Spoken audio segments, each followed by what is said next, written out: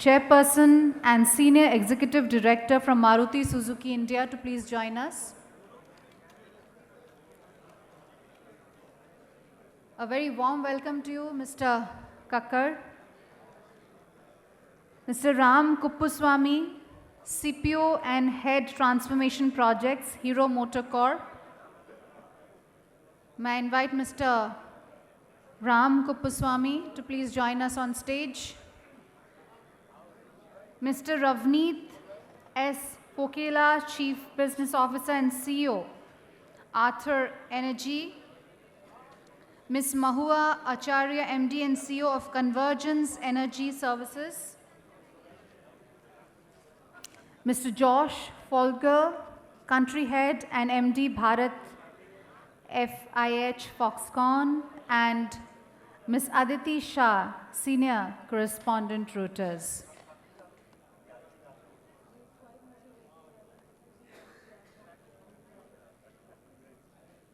Ladies and gentlemen, may I request you to please put your hands together for our eminent panel here.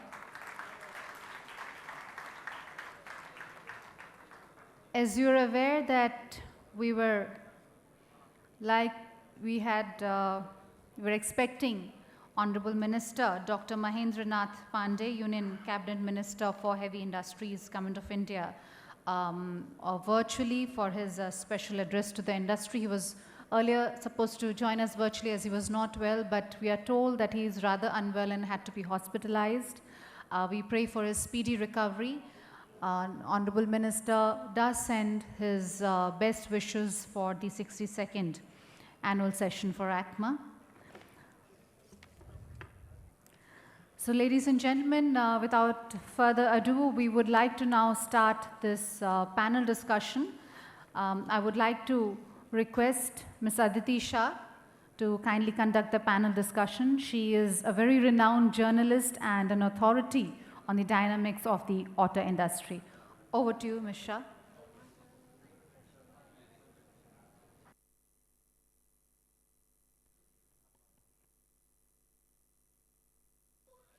Hi. Okay, I think everyone can now. Very good evening to everyone here and to the panelists. I hope to have a very invigorating discussion on what has been a subject that's debated for a couple of years now, which is the future of mobility. And I think through the day we've heard a lot around electrification, the shift to EVs, the need for charging infrastructure, a lot of other things. But I wanted to broaden this out a little bit more and talk about some of the other technologies that are available. So we have CNG currently in India, which is also a green technology. There's hybrids, some of which have come in, some more are coming in. We have ethanol, and at some point, hydrogen as well. So I just wanted to open this to each and every panelist and to ask you, how do you see the transition from fossil fuel to clean fuel?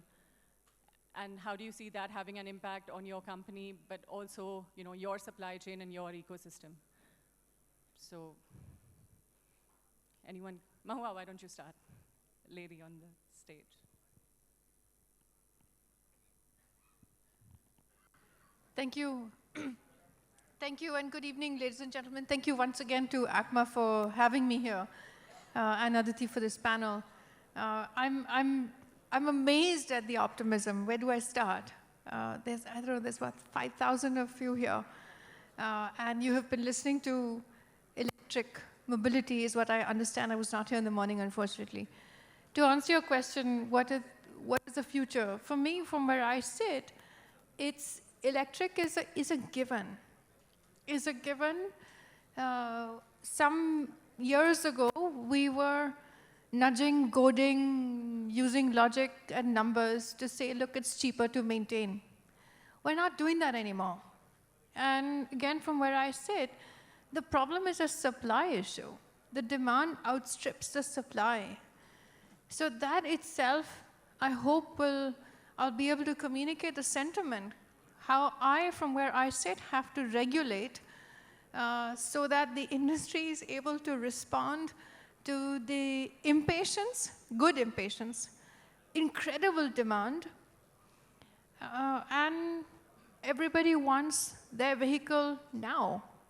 So I hope I've been able to answer this question, at least from a point of view of sentiment, for now.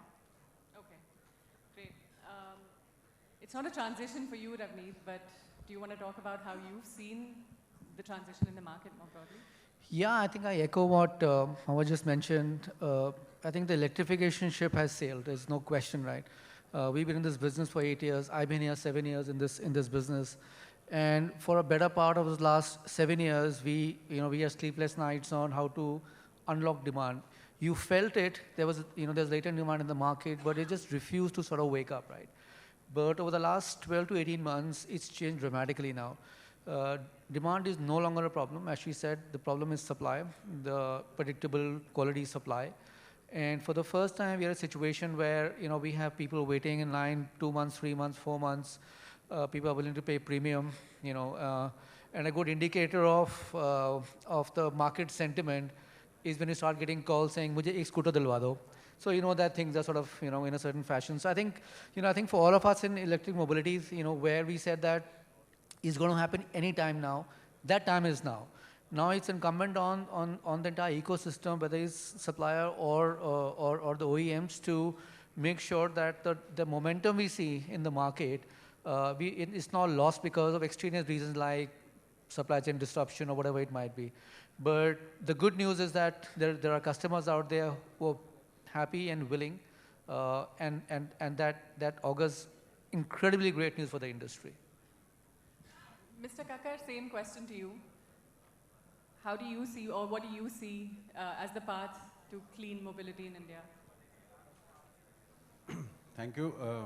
So what I feel is, if we see the driver, what is the driver for all these dynamic powertrains options which are there, and what OEMs are trying to reach, or what government is insisting. One of the very important things is about the clean environment. That is a basic thing which we are trying to achieve, whether we do it through electric, or we do strong hybrid, or flex fuels, or various options which we have.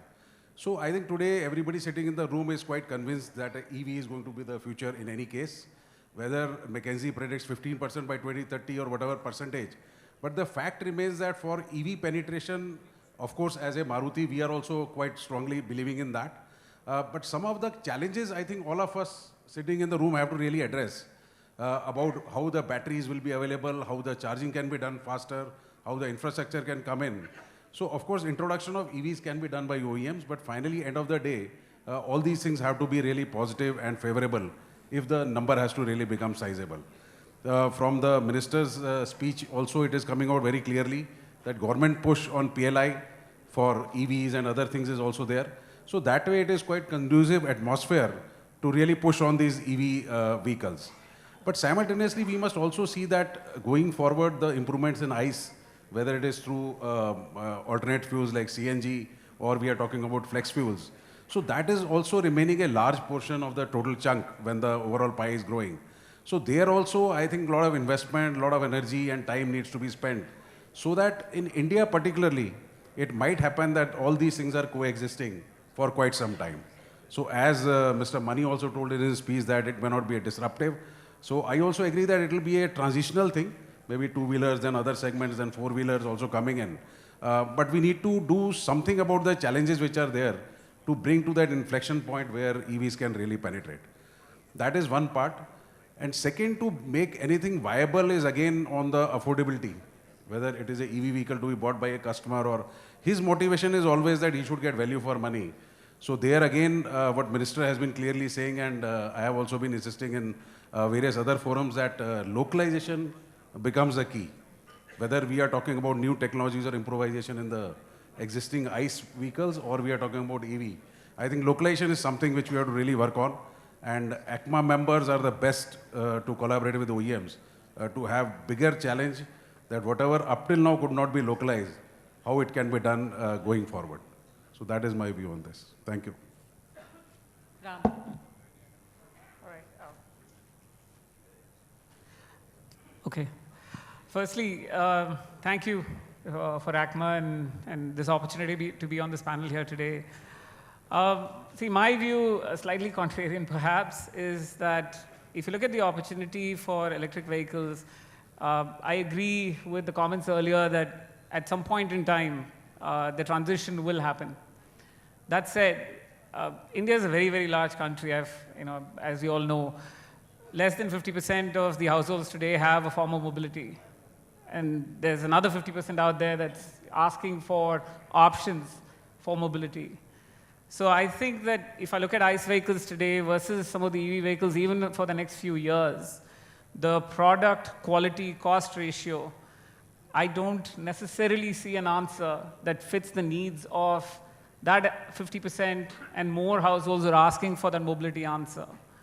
And given that, I think there's going to be a lot of growth for EVs for sure, but there's also going to be a lot of growth for ICE vehicles all the way into the foreseeable future, particularly with some of the options that you mentioned, CNG and some of the flex fuel options that are coming up. I do believe there's a robust future for ICE as well. So before somebody starts writing off ICE, I would be really thoughtful. The second larger, I think, disruption that all of us should acknowledge and work on, in my view, is around electronics. There's far more electronification than electrification, I think, that's happening off particularly the two-wheeler segment. And we have to be, we have to adopt it, we have to embrace it, we have to figure out a way to lead that for the world. And that's where I think the larger opportunity lies for not just us as OEMs and Hero, but of course for the broader ecosystem and the community of ACMA. Okay, thank you. I think he's laid the ground for you, Josh. It's good to share the stage with my ex-boss, Ram. So thanks, Ram, for setting it up. Me and Ram were in Nokia together, and so I come from a background about 25 years in electronics, so my answer is going to be a little jaded, and I'll probably sort of take off where Ram left off. See, I think in 2001, I was in Nokia at the time in the US, and they said there's a term called digital convergence. And at the time, they said that next year or next 2 years, Nokia will be selling more digital cameras than anybody in the world. And we were like, haha, and well, we did. And so your PC, your Walkman, alarm clock, all of these things sort of converged into, this device, you have today. And I've seen convergence happening in a rapid pace in this industry. And when we as a company in Bharat FIH entered the electronics space, started to focus on the two-wheelers to start with. And we suddenly saw that, I mean, for me, it was a flashback. It's a 20-year flashback saying that, okay, this is going to happen. And we have learned a lot. Of course, the last 2 years, everybody talks about semiconductor. And I'm a mechanical engineer, so I mean, I cannot claim that I know anything about semiconductor, but we know that it's a problem. We know the dynamics in semiconductor being in the electronic space. The 2 or 3 things which I think is very important as, and I think Ram said that, you have to be careful, about how you transition, because this is a big country, we have a lot of existing infrastructure set up, so you need to be very, very mindful of how you transition different categories. But I think electronics, what I've learned in the last 25 years is standardization helps. I think it's very, very important, and when you look at the roadmap of PCs, mobile phones, servers, and all those things, standardization is very, very important. And how you design that standardization into your products, I think is going to be a big play on how you have shortages or not shortages, no shortages. The second thing, and I think this is going to, as this convergence is happening, you're going to be coming into an industry where I'm from, the ICT industry. Things operate a bit differently. As an example, the largest mobile phone manufacturer in the world, I don't want to say who it is done by contract manufacturers or EMS companies, electronics manufacturing services. So I'm not saying that we will make two-wheelers for Ram tomorrow, but maybe it's a question for him, right? So why not, right? And because that end products are made, not just components and modules, right? So that's something which can be of value. The third point is design. 70% of all ICT products today are fully designed by ODMs in our industry. And all of these things, all of these 3 points really help you enter this confluence a little bit boldly, I think, so that you won't have the shortages, you won't have the things. And believe me, there are a lot of opportunities, You just need to be a little bit open as you enter the space and really, as Piyush ji said, take India to the next. I mean, get India ready for the century. So, back to you, Aditi. Thank you. Do you actually have a response to that? Do you think we can move into the contract manufacturing sort of mindset? I mean, I think. Sorry, that was too loud. You want Ram? In response to what you asked him, that you'll build the bikes for him. So I think, so firstly, I don't think we have to move there. Hero is a company, and Dr. Munjal has built this company, I would say, on the back of phenomenal partnerships for the last, I would say, 40 years, right? I see Vikram there in the crowd and he's smiling. He's been part of the journey for the most part, and many of you in this crowd, I look around and I've had phenomenal conversations with many of our partners who've all been part of that journey. So I think the journey that Josh is talking about is something that I feel Hero is already a part of, wherein a big part of what we develop as a product and we deliver to our consumers actually comes from many of the partners who are sitting in this auditorium today. We would welcome the opportunity, of course, to work with FIH, because not only because Josh is there, but I would say also because they are clearly a leader in the space of the electronics value chain, being able to deliver incredible products in that space. So we would welcome the opportunity to work with them. But the larger question that I want to answer for you is partnerships and partners matter. They are the backbone of any OEM like us being successful in the market. Yeah, okay, fair enough. Mr. Kaka, you said that there are other technologies as well, that are prevalent in India. How do you then plan your supply chain? How do you strategize? Where do you put your investments? Where do suppliers put their investments if we're going to have coexistence? So, as I told in my initial remark also, that what we feel strongly is that all these technologies are going to coexist, which means that as a supplier community or as the component makers, it is very important that as you see that how localization can be done for electric vehicle components, parallelly on ICE improvements or flex fuel and hybrid, strong hybrid also, there again the investments need to be done because the industry as such size has to grow. So with that, even if penetration of EV happens to a certain percentage, still we will find that there are a lot of requirement for ICE engines in different forms. So there we would request that wherever localization can be done, cost can be brought to a competitive level. That is extremely important. And particularly if we talk about EV, then everybody is aware that today battery costs, about disposal of battery. So these kind of things we have to really improve to see that going forward, how we can benefit of these opportunities which are available. Okay. And so when you talk about localization, what are some of the areas we should look at as we transition to cleaner fuels? Doesn't only have to be electric, but what are the areas we should look at to localize? What components, what streams, what sectors? Localization, if we talk from the auto industry, four-wheeler point of view, so primarily on the content which we are importing directly, that is mostly local. But as a supplier, they are importing a lot of parts which are in electronics area, mechatronics area, and some kind of special steels are there which are still remain imported. So these are the ones which are now a big challenge. And I am sure with the 30, 40 or even more experience of people or entrepreneurs who are sitting here and have become really large, now it is a challenge for them that how we can do such kind of things which are difficult in technology, which may not be so viable in the beginning and needs much higher risk to be taken. So those are the challenges which I think some of us sitting here will have to definitely take so that this localization can happen. Also, one thing which is very important is that by and large in the past, technology and a lot of things was designed, developed always at the parent company globally. So there again, mindset needs to be changed, and whatever it is possible to be done within India, maybe because of software talent or maybe with the high talent of people who can do some kind of design and those kind of jobs.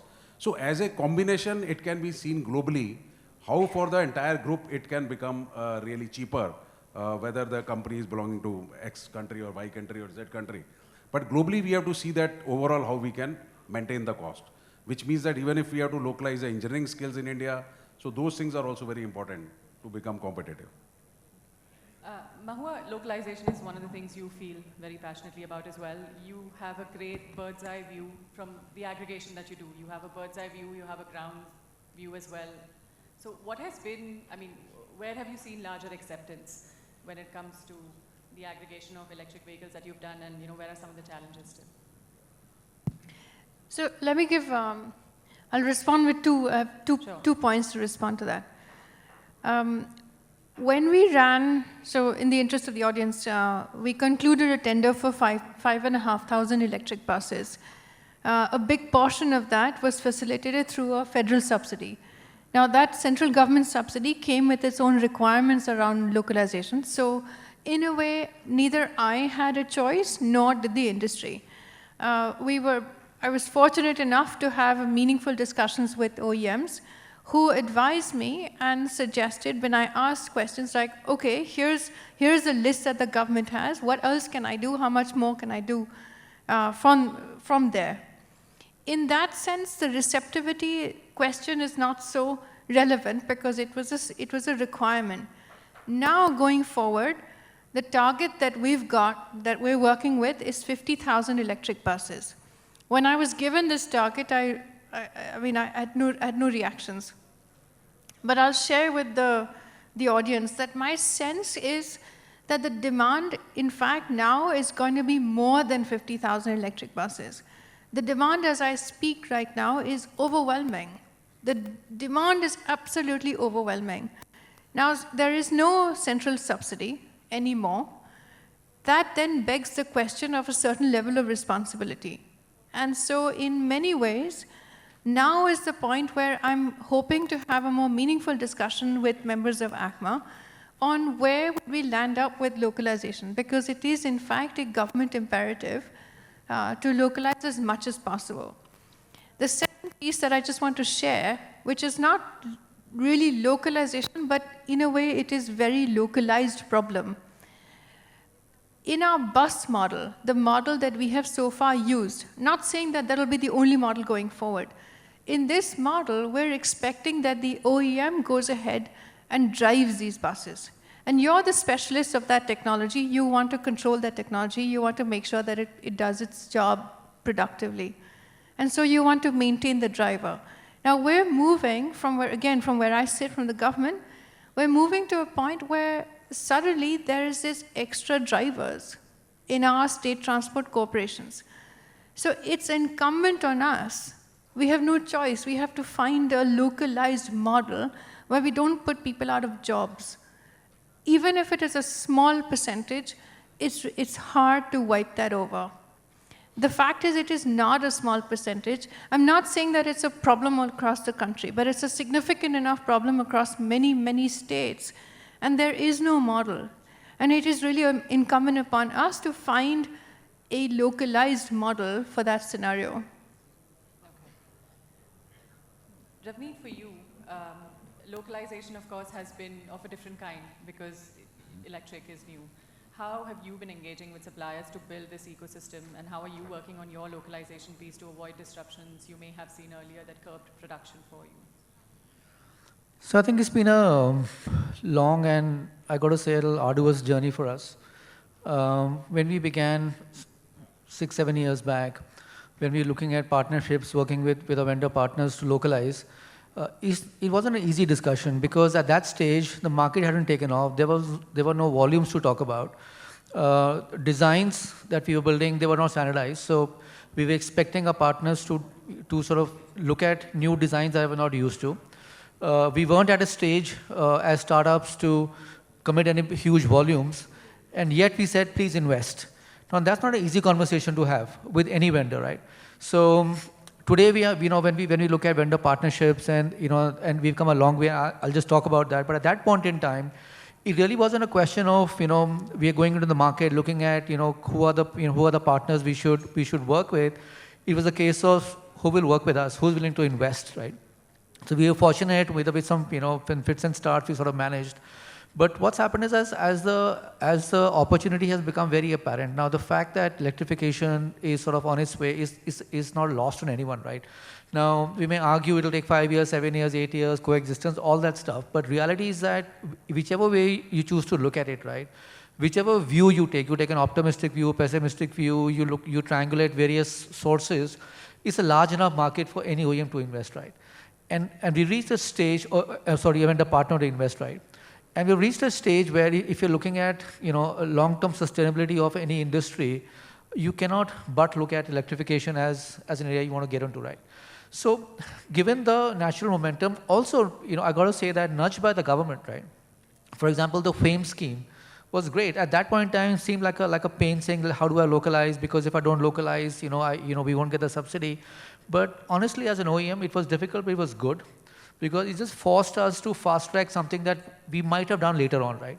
Because eventually, this is not just about, from a government point of view of self-sustainability, which obviously is important. But even if I get down to brass tacks on economics of OEMs, right? A local supply chain, a predictable supply chain is crucial to success, right?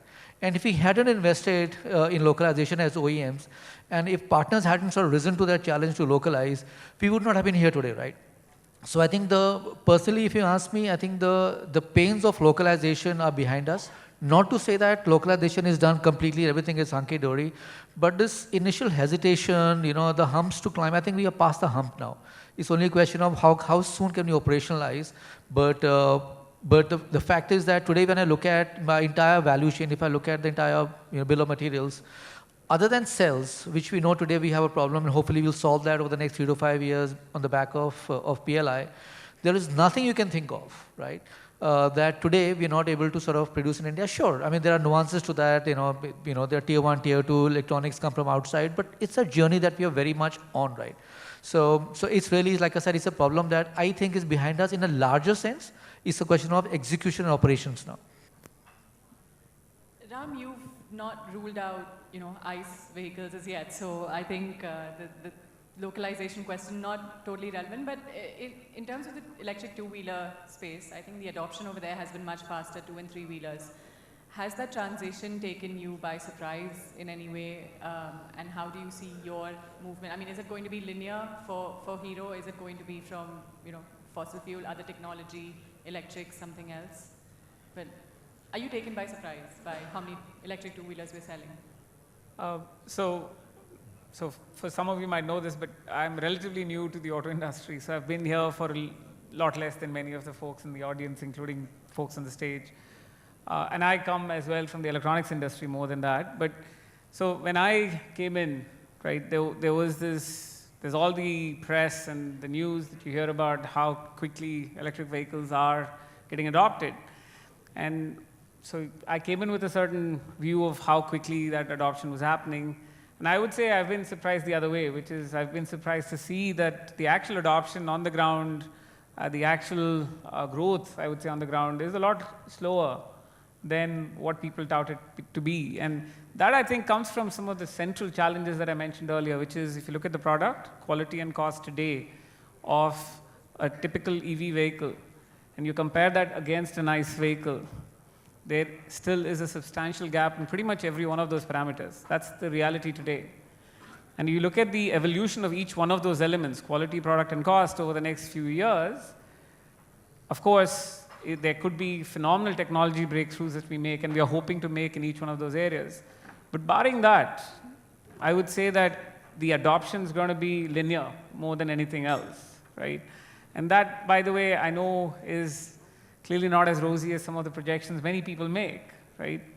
But there is a very strong reality hidden in that, which is, again, I go back to the fact that the ICE portfolio that exists in India today, that serves millions and millions of people faithfully today, will continue to serve, in my view, for many years to come, that purpose. There will absolutely be a role for EV. There will absolutely be a large role for EV, which, of course, we would love and will be participating as well. Dr. Munjal made an announcement a couple of months ago about our platform, and we will absolutely serve that base as well. But India is a large country. There will be room for traditional ICE. By the way, you called it fossil fuel versus clean. I'm not so sure the distinction is fossil versus clean. Given the kind of emission norms that all of us are complying to these days, I would say that what's fossil is quite clean these days. But that notwithstanding, I would say alternate forms of fuel, there's going to be a market for that. There's going to be a market for EV, a large market for EV, and a large market for the traditional ICE vehicles that we sell, which will be electric, which will be electronic, which will be smart, which will have phenomenal capabilities and continue to serve a big swath of the customers in India.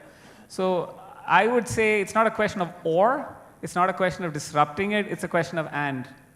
Okay, fair enough. Josh, you've made, in the last couple of years, you've entered into the auto space. You supply some components to Ather and to Ola, actually. How do you see growth in this sector? And I know you touched upon the contract manufacturing point, but how do you look at localization? What are the challenges still to manufacturing electronics in India? I think it's, as Ravneet mentioned, so we do supply some things to Ravneet. And it's been a very good journey, I should say, of us learning the auto industry, our team learning the auto industry. The auto industry has certain engineering principles which are designed around safety, and so I think we respected that. We learned a lot. All the compliances. All the approvals and all those things are something which we learned, through them and with them. And I think it is very important for us to baseline ourselves, on as we enter this industry, because we have always looked up. I personally, I'm a mechanical engineer, so I've always, wanted to work in the auto industry. Never got an opportunity to do that. I guess now I am back in a way. But what the auto industry does is very, very systematic. Now, as I said, this convergence which is happening, we saw that. We saw that as we were working with with our customers, is that you're talking different terminology, and the end result was the same. It was probably just the same thing, but you're just approaching it from a different viewpoint or just different terminology, and so baselining was very important. Now, as I said before, I think the opportunities to improve are clearly still in standardization. I think when you look at electronic components, semiconductor included, it is very standardized. Even a very specific SIP is relatively standardized. Even if you don't think about an SOC. And I think it's the standardization of the modules, be it your VCUs, your motor control units, all these things are very, very essential. And it's a fantastic supply chain, which will evolve from this, which has scale. As the minister was talking, as Dr. Goenka was talking about, to achieve the scale, to achieve the right price points, the right quality levels, I think you need that standardization. I think it's very, very important, and I think those are opportunities which I think we will learn. I think apart from that, I'll say that the auto industry has such a deep impact in the society in India, especially. I think globally, yes, but in India. This industry has been probably, as the minister said, I'll say one of the cornerstone industries in terms of employment of, big companies, MSMEs, SMEs, skills, and whatnot. So what this industry does is going to be beautiful. I think, in a way, I think the electronics industry will be appreciated a lot more. I feel, what we do as an EMS company or an ODM company or a component company in electronics will be a lot more appreciated in the country, as we enter the space, because there's just so much regard for what the auto OEMs do and what the membership of ACMA does. So I think it's a very good convergence if we play it out nice. The government's policies, FAME 2, the PLI, are all fabulous. And I think we just need to plan this out in a nice manner. I think the McKinsey report, I should say, thanks to the team that put together, I think it is very, very incredible way of transitioning the country and the current base into this thing. So I feel that if we play this out, I think we don't even, Minister was talking about 2030, but even 2026, we will see some milestones. Electronics manufacturing, Honorable Minister and the Prime Minister, they've given us a target of 300 billion to be made in India. And so I think a bigger part of that, hopefully comes from the auto space as well. And as Ram said, it's not just the electronics in EVs, it's also the electronics in ICE, vehicles, which also have a little bit of run time. Maybe the transition will take 10 years or whatnot. I think we can achieve that together. So in that context, how are you looking at growing your presence here? I mean, are you having more conversations with car makers? Foxconn globally is getting into building electric vehicles. Does Bharat FIH have similar ambitions in India? You talked about two-wheelers, not about cars.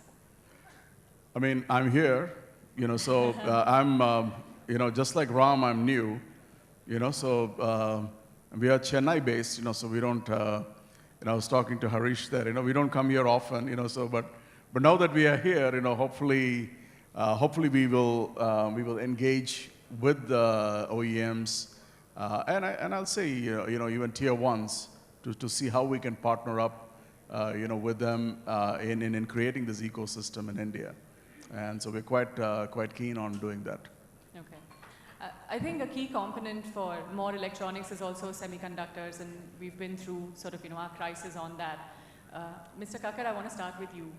Do you think that the crisis has eased? I think we hear that a little more often now, that it's kind of behind us. And also, how have you modified or changed your supply chain or, made some alterations to make sure that you don't hit such a crisis again, you don't have to stop production? So if we see the crisis which we have been facing on semiconductors for last almost 2 years now, so that can be clearly seen in probably, as per our understanding, two parts. One is the incidents which happened across the globe, which resulted in that particular area got affected and the supply disruption was there, whether we talk about US polar storm or we talk about fire incident at semiconductor maker or COVID cases in Malaysia. So these were specific incidents which affected the overall supply situation. But also there are structural differences now. So as far as the events which were concerned, they have always been recovered now by the respective companies. And I would say that is already stabilized, whether it is polar storm effect or all those things. But on the structural gap between the demand and supply, that what I understand still remains intact. Because what we have also interacted with semiconductor makers, and we had a very close interaction with them. So what is understood is that overall in terms of the demand of semiconductor has really gone up.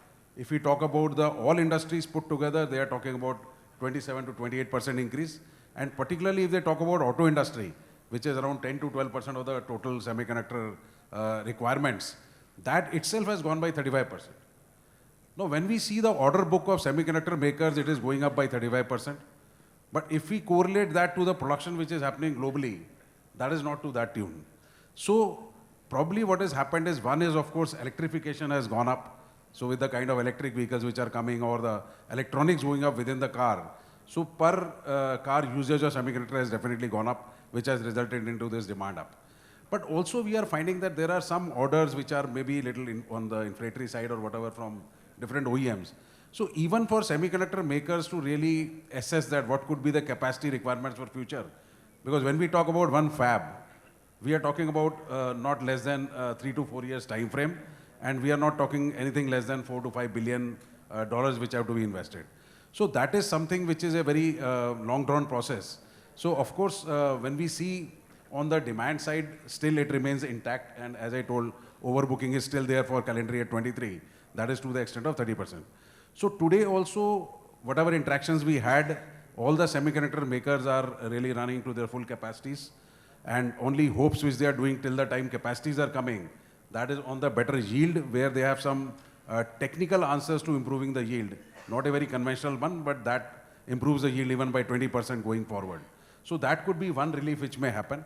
But still we need to see that whether the demand remains the actual level or whether the OEMs are going to procure that much or not. So that is one thing which we need to see before we can conclude that it is behind us. So specifically on certain ASICs or certain microns, it may still remain going forward also.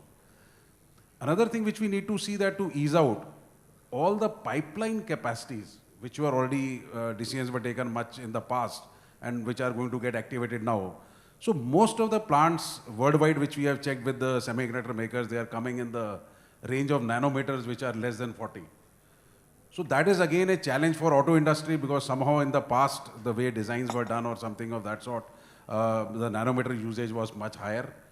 So one of the solutions which we also need to see going forward as a learning, most important is that whether we are now switching over to those relevant nanometers where the actual investment is happening or not. Because finally, one is that auto industry, whether globally or India, also has to compete with other industries when we are blocking capacities or making our portion attractive to them.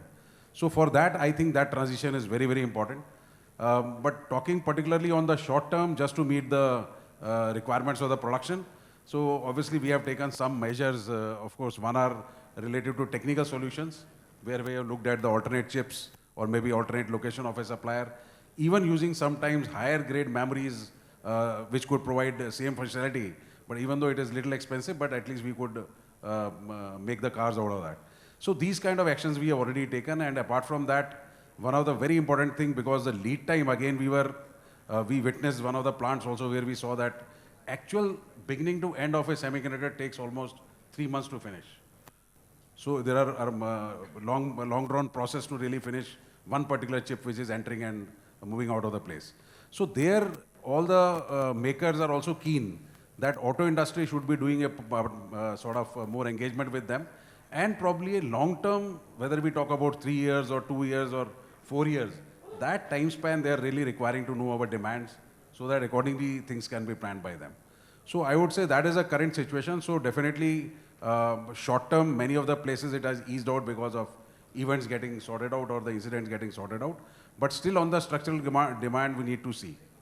Also non-auto versus auto is a big challenge, because when this demand of non-auto went up during the COVID time, when auto orders were quite conservative, now there is a little easing on that. But when we have checked the flexibility, whether the same can be utilized one-on-one, so that is not possible technically, but definitely it will give some ease to the auto supplies. So this is the current situation and how we need to work on that. Okay. Thank you. Thank you. Just want to conclude this session and ask all the panelists one last question before, the same question essentially for everyone, but sort of more tailored towards, your businesses. The shift to EVs is inevitable, is what we discussed. There is a certain supply chain that exists in India, but there are new components that are needed. We've now, Vedanta has talked about the semiconductor plant, there's cell manufacturing through PLI. But when we look at companies, everyone's looking at diversifying. There's a China plus one strategy. What can we do in India to bring some of these investments here and make sure we don't lose out to our neighbors? And do you think having stronger trade ties, having more trade agreements is one of the ways to go, or is there another way to do it? Ravneet, I'll just start with you and we can just move down the line. So I think a couple of things.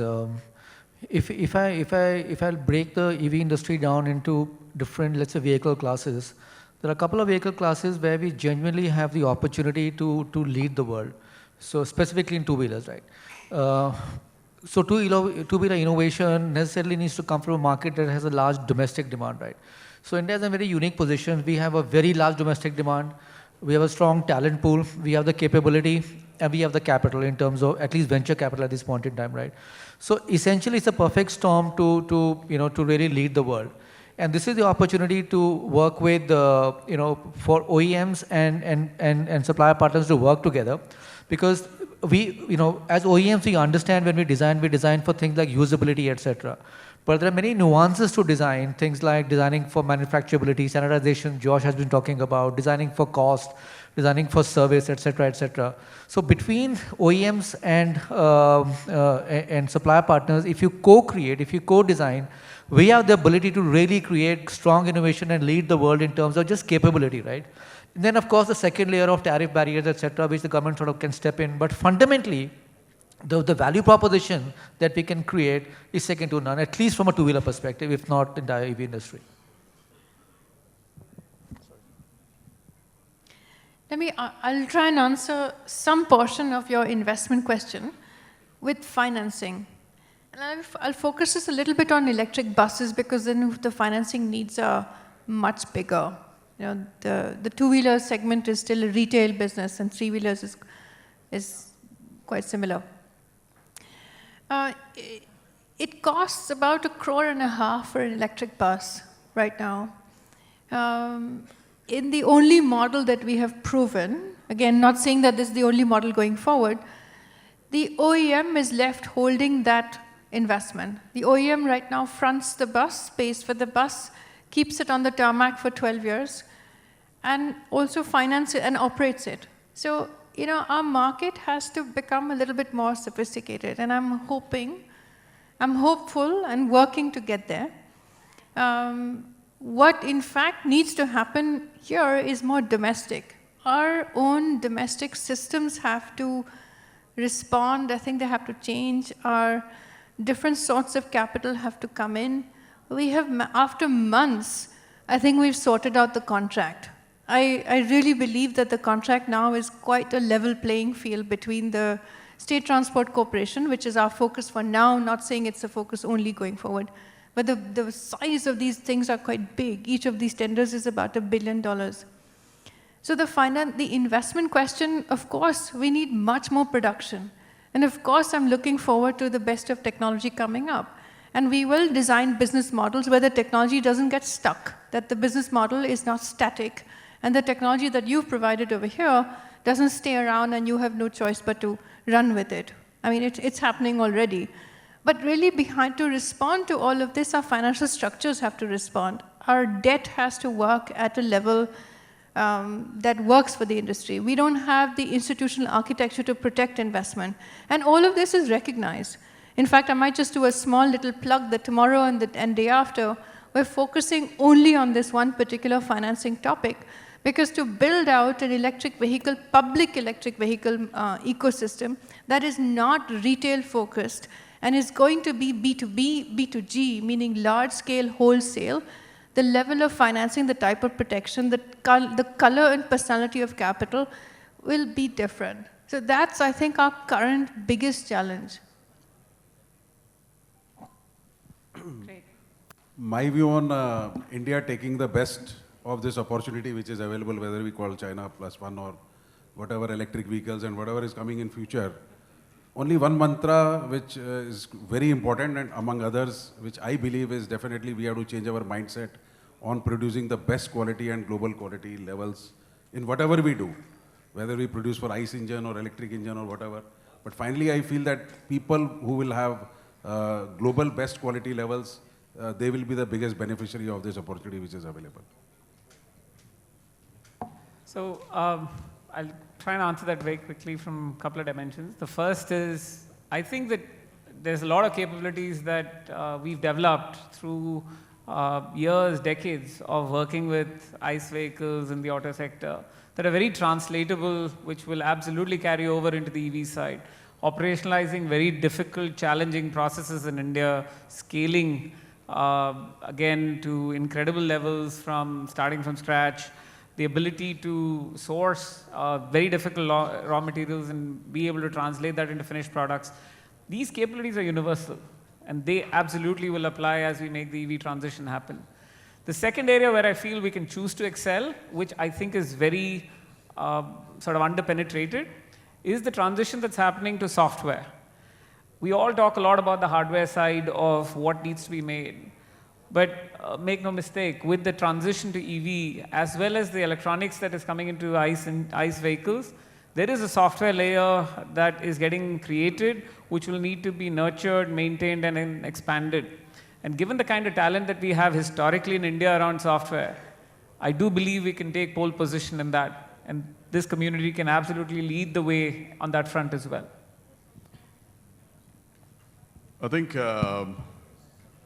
as the minister said, and I see this, a lot of countries want, a lot of global supply chains want India to be successful now in this space. I think that's for sure. And I think, like the auto industry has proven, I think it's India plus. I think we have India demand, which is, I think, fairly large, and then you have India plus, the export.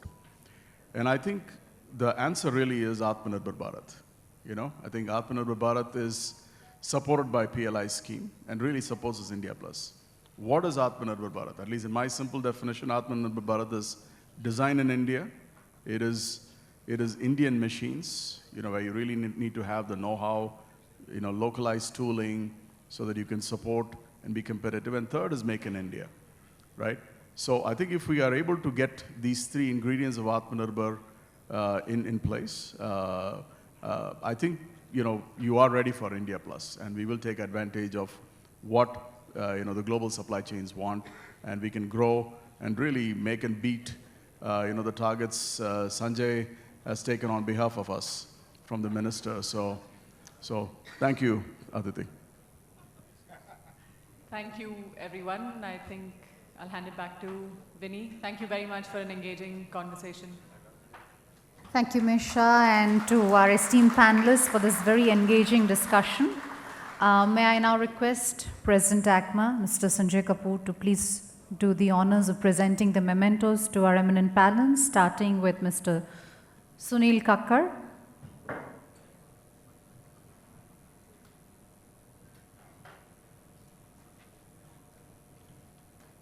Mr. Sunil Kakkar. To Mr. Ram Kuppuswamy.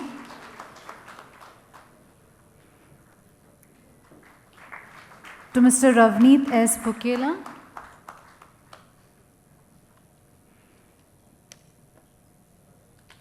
To Ms. Mahua Acharya.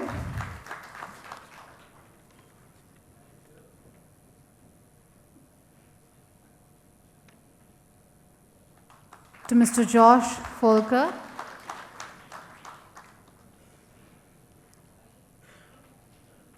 And last but not least, to our session moderator, Ms. Aditi Shah.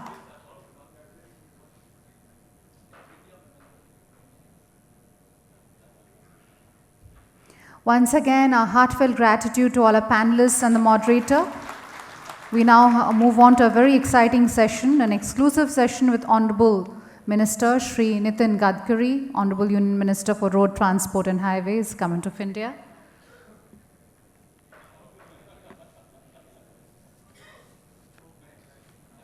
And I will hand it over to Mr. Vinny Mehta to take charge of the proceedings for the last session. Thank you.